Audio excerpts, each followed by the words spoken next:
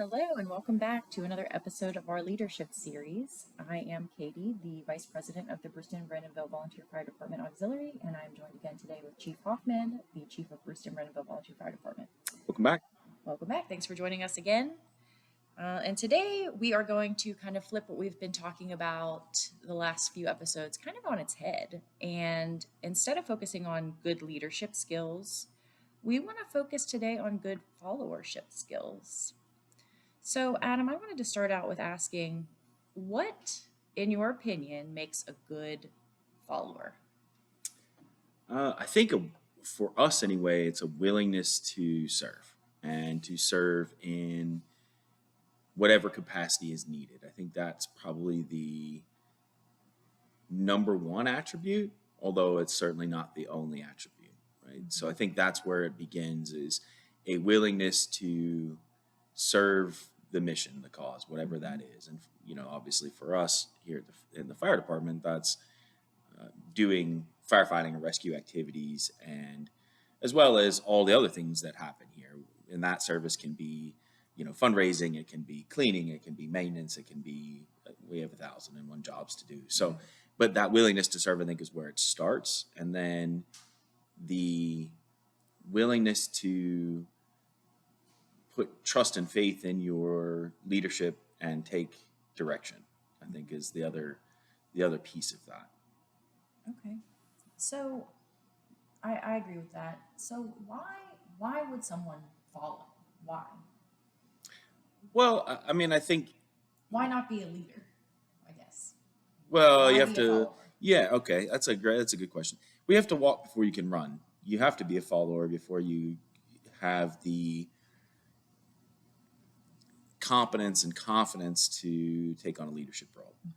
Also, everybody thinks of the leadership roles as some kind of glorious, glamorous thing, and actually it's just a lot more work. And so I think it's not the title is not worth the work probably most of the time, and so you have to do it for a different reason than that.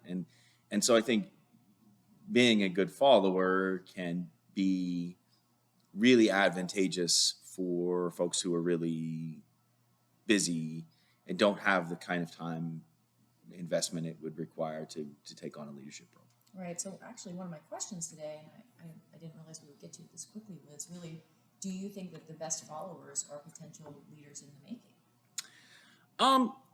making? It can be. They definitely can It's kind be. of like a complex question. Yeah, they can be. Ways, I guess, but we have some excellent followers that don't have any interest in being leaders. And so I think to be a good leader, you must first know how to be a good follower.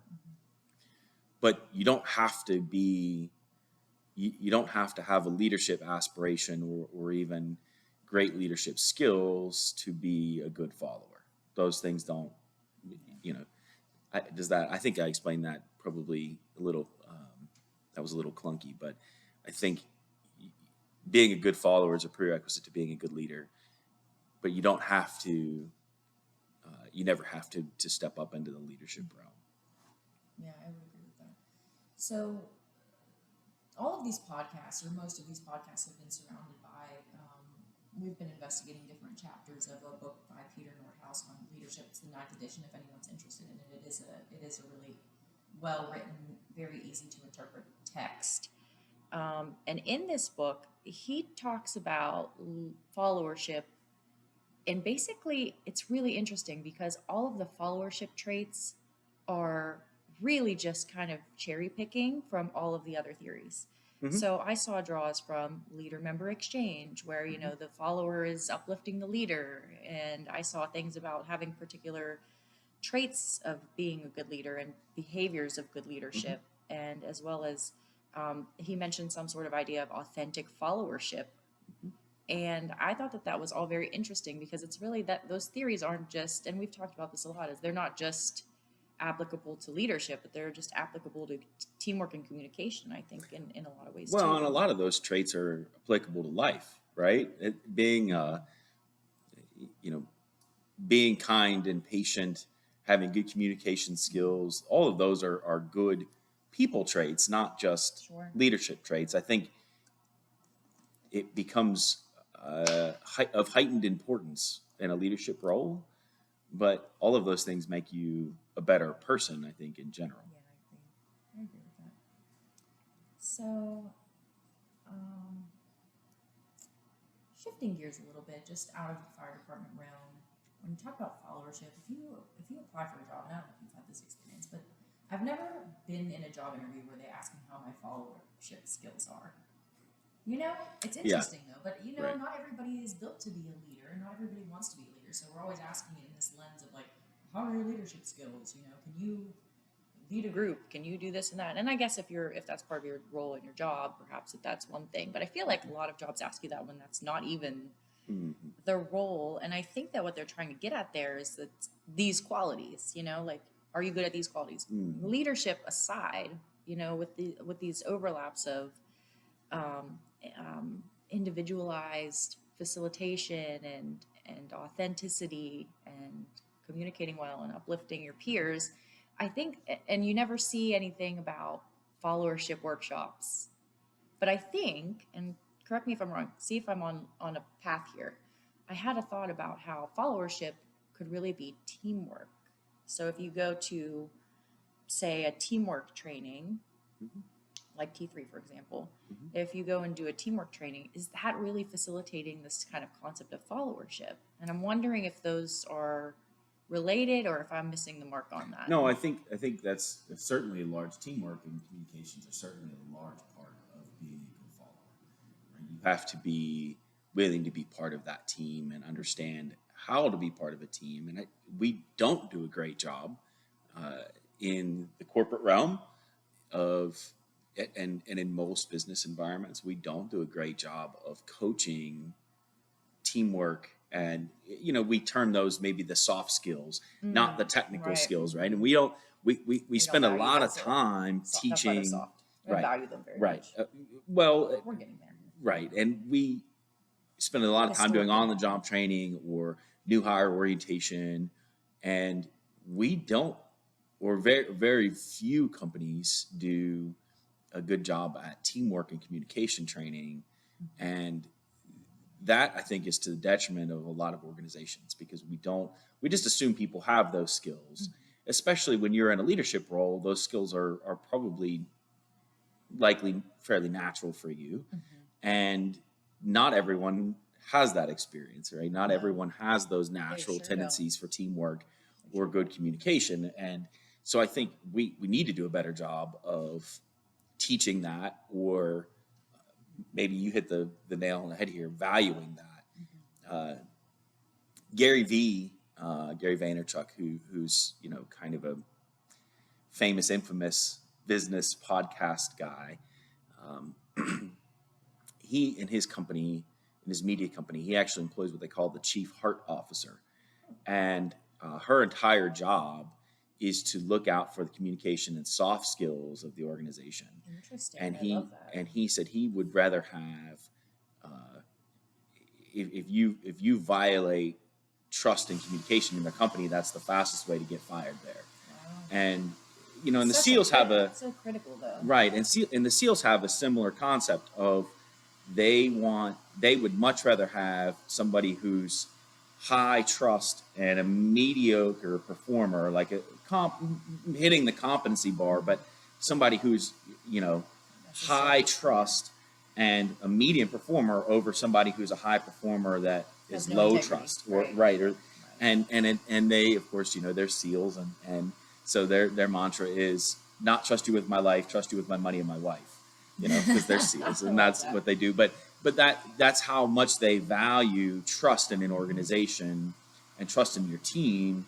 They much rather have high trust than high competence. Right. So then I guess I'm looking at it as you're talking, and I agree with everything you're saying, is in our organization with the team building, like our followers are intertwined and weaved together because we have a group. But I guess you don't have to necessarily have a large group to have followers. I mean, you could probably be a single person with a single follower. Of course, yeah. And then if you look at it in that way, it kind of changes the way I define it, because there's less of that teamwork, although you would still probably have it with your leader. Yeah, even in a smaller team. sure, but you know, even if you think about a two-person organization, I think the teamwork becomes a little easier in a two-person organization. So EMS is a good example of this, maybe, because you operate in two-man crews. Right. And so, you know, somebody has to be in charge, and that might even vary call to call or day to day, who's going to take the lead on this call or that call. But you have to, the teamwork might actually work out easier with two of you because it's a lot easier for two people to work out their communication That's true. than it is for 150 people to work Right. out There's a lot more a variables communication in there. pattern, right? Sure. No, that's a Um, really good way to look at it. I hadn't but thought about it, EMS crew. That's yeah, a really good way to look at it. and we see that, we also see that as problems or preferences in crews. I think anybody that's worked a truck has had partners they really like to work with and partners that they really don't like to work with, and that comes, I think, down to, you know, interpersonal things, but also to how well you communicate and work together as a team. You know, the best partnerships I've had, you know, Brandon and Justin and a few others out there that have been stellar partners. We don't have to speak when we're on calls, especially on serious calls. We already know what's happening, what the other person's thinking. We already know who's going to do what and how it's all going to work out. And that makes things work so much faster and easier. But that's a process of years of building Sure. communication and teamwork Well, between two people. That's such an interesting way to look at it, though. With the two folks that you mentioned, Brendan and Justin, who are amazing, by the way, great guys, great medics.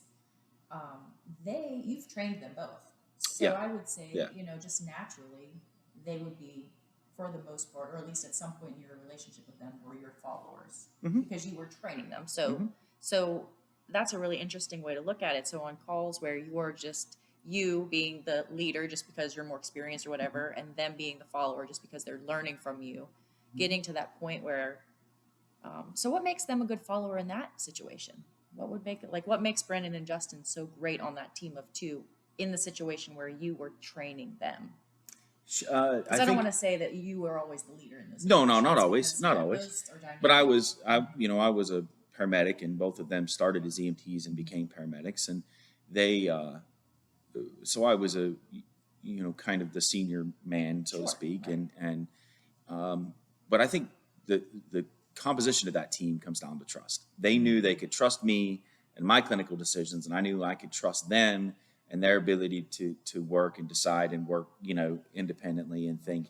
And so that trust doesn't happen overnight, but it makes, that's the foundation, I think, for the whole thing. The rest of it is just interpersonal stuff. Yeah, okay, so we, you know, we have similar senses of humor, and we, you know, we get along well, and you know, we became friends outside of work and everything else. But all of that, I think, is secondary to that that foundation of trust, knowing that, you know, me as the leader I'm gonna make good decisions, keep them safe, and make good clinical decisions, and then as the leader, knowing that I can trust them to perform and be technically competent and have my back, and watch out for my decisions and make sure that I'm doing the right things, right? Because we all make mistakes, and they, you know, so I think all of that foundation starts with trust there.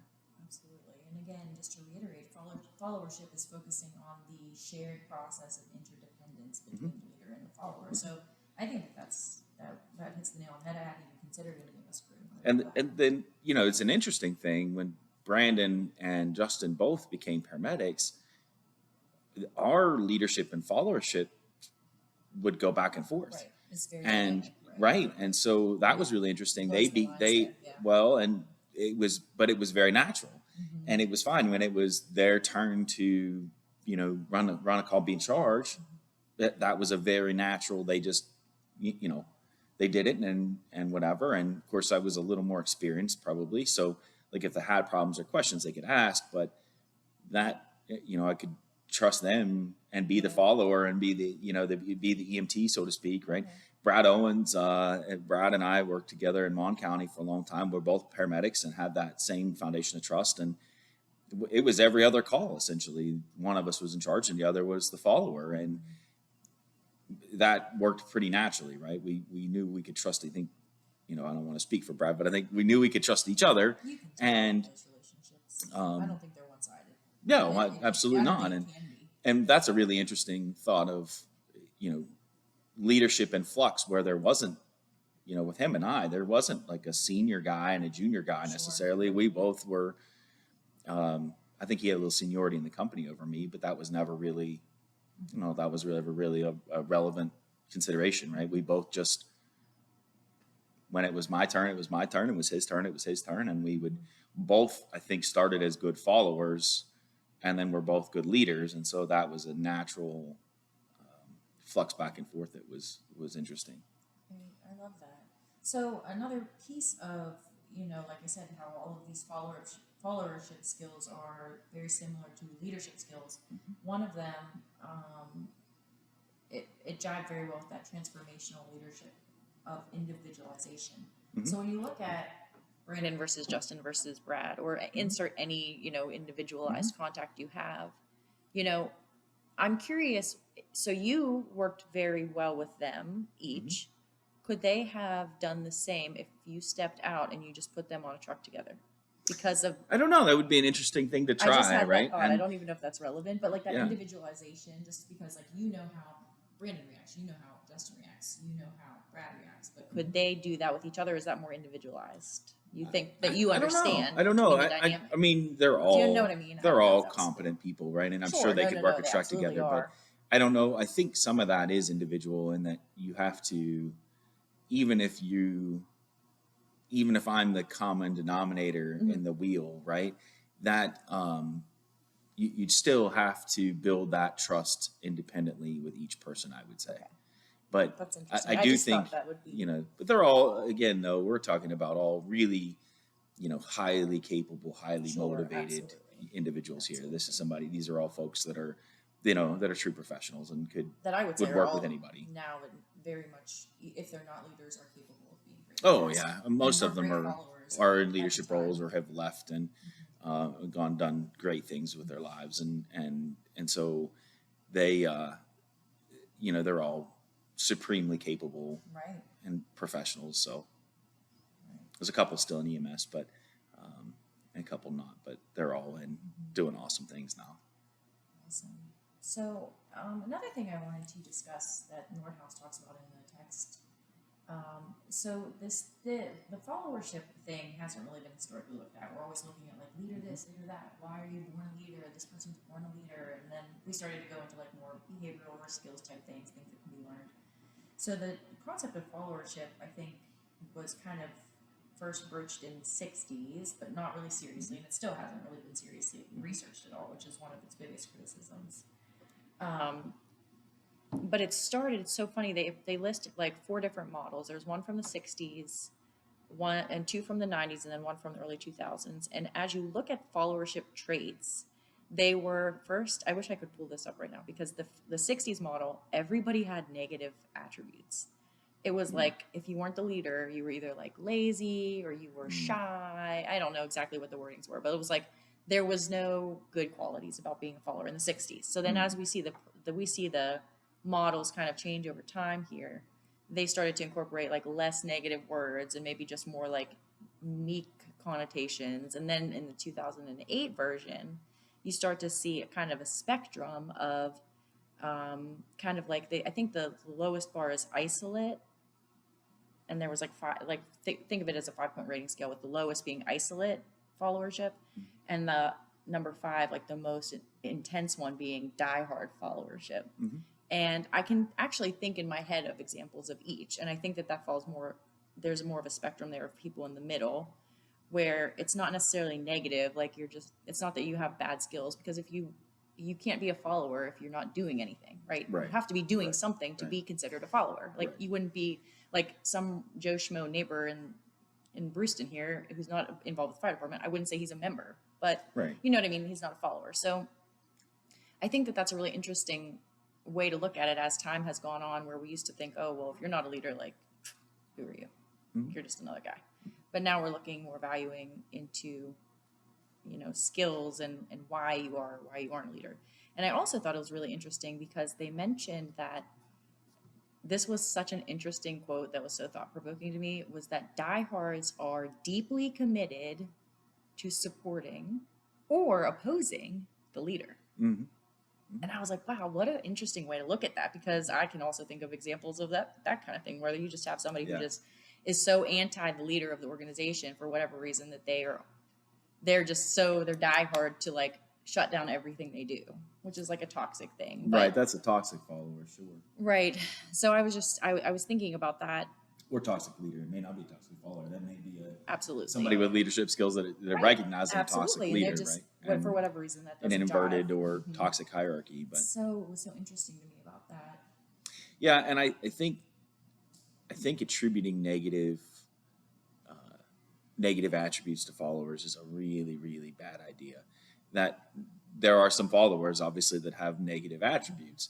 There are some leaders that have negative attributes. So I would say that's a failure of followership, or failure of leadership, right? You're Yeah, failing so in those we areas lost- if you have yeah.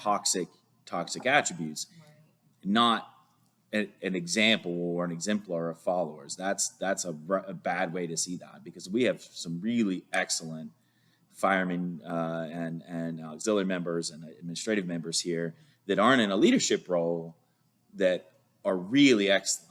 And I would say that is the standard. That's common. That's not uncommon. And so I think when we talk about that, this is a really it's really probably wrong to think of followers as deficient in some way.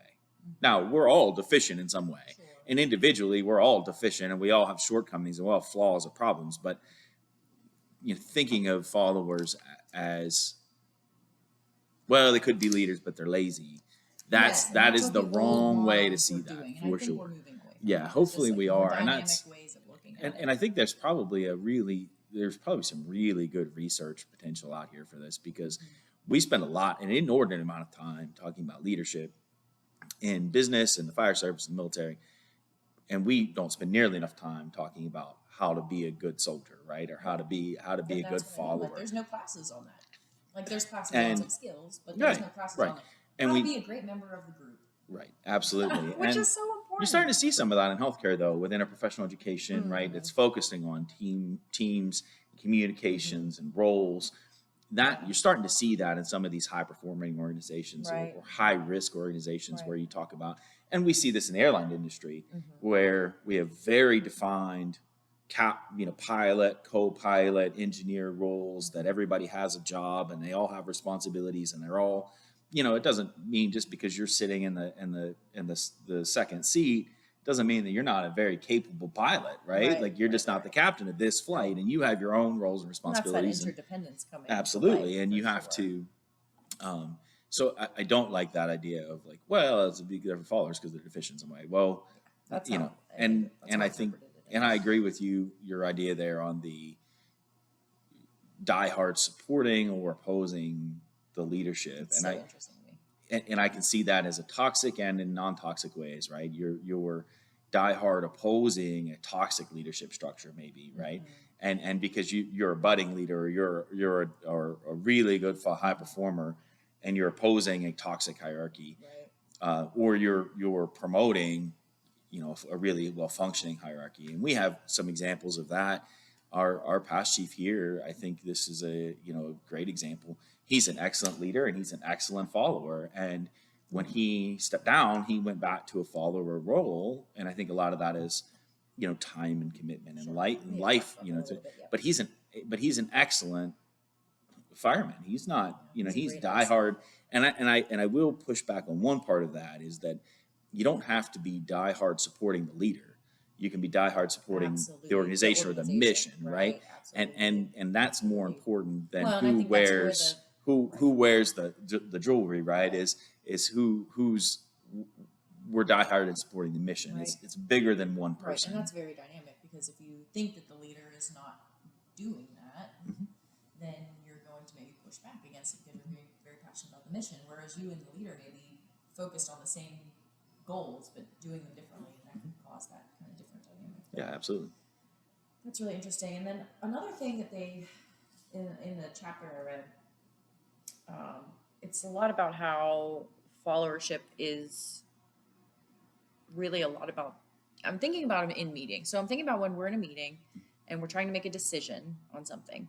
and the discourse that happens in the room Mhm. during those decisions, which we've talked about a little bit in some past episodes, but how that it doesn't always need to be, I mean, in the meetings, it's not all line officers, it's not all Sure. executive committee, it's everybody. So the discourse that happens, like sometimes you'll see somebody pop up in the back of the room, has something to say about something you had no idea that they were going to feel passionately about. And they say something really profound that's thought provoking. Mhm. Or, you know, somebody says, well, we should do this. And then somebody in the back room is like, well, we shouldn't do this. And this is why. And they're not, none of them are leaders. Mhm. So that's just followership discourse in supporting, you know, the organization, really. Mhm. It's really, at the end of the day, I think about the organization. Yeah, and part of that too is that the fire service attracts a certain type of individual. Mhm. We have a lot of type A, extroverted, and not everybody here, not everybody here, but that's the kind of classic, So these are folks that, by and large, don't have a problem speaking their mind. Most of them are fine with telling you exactly what they think, Right.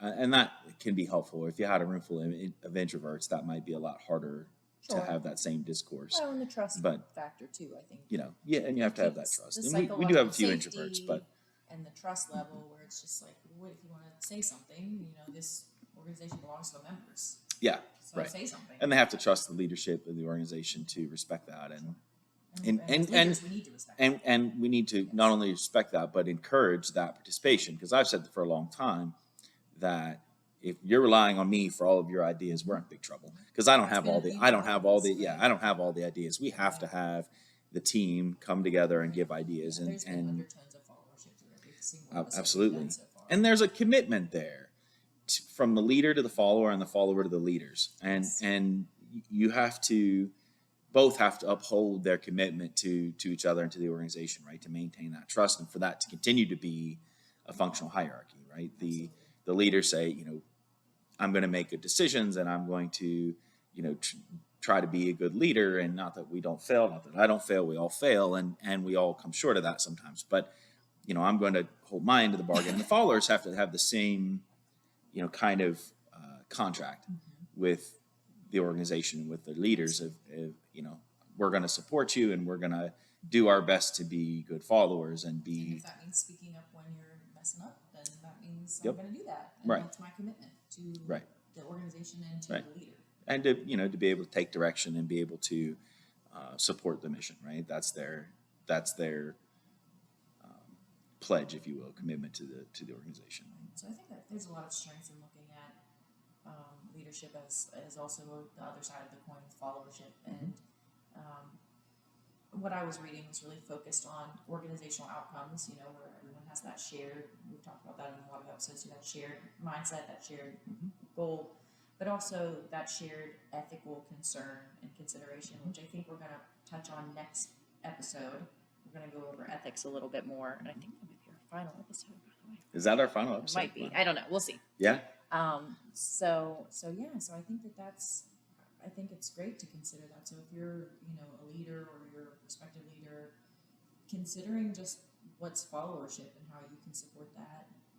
Yeah, and I think as a leader, or not a leader, as a follower organization, you need to be specific and deliberate on teaching, coaching, mentoring, and providing the soft skills that are really like the heart of building trust and the backbone of your organization, right? Stamp out with a passion this dissent and angst, and not dissent's the wrong way to say that, angst and poor communication, right? You need to stamp those things out like it's a job, because it is your job, and build in anything that violates the community trust. You need to wage war on anything that's violating the trust inside your organization, and be on top of that and pay attention to it. Because I think a lot of leaders make the mistake of paying more attention to technical competence, and I put myself in this category, paying a lot more attention to technical competence and tactics and the business aspect of everything that we do, and not enough attention on the trust of the organization and its people. And we probably need to be way more intentional on, and I maybe even just be speaking to myself, but way more intentional on fostering that trust and communication, teamwork, and be as quick to address concerns of teamwork and communication and trust as you are in addressing tactical concerns, poor decisions or tactical concerns inside the department. Is that balcony look? Is that looking from the balcony that we talked about last Anything that's episode? sowing division in your organization, you have to be on top of that and fix it, because that is going to be the fastest way to a dysfunctional or troubled or toxic organization.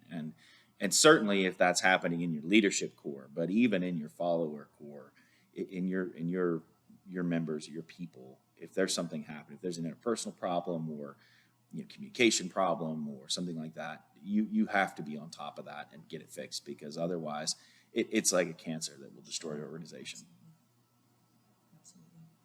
So, words of advice to leave with: everybody just try to be the best person that they can be, with their organization mission in mind, and with as much ethical integrity as possible. And we will touch more about that next episode. Absolutely. So thanks again for joining us. Thanks. If you have any questions, drop them in the comments, and try to answer them. So, Thanks. See you next time.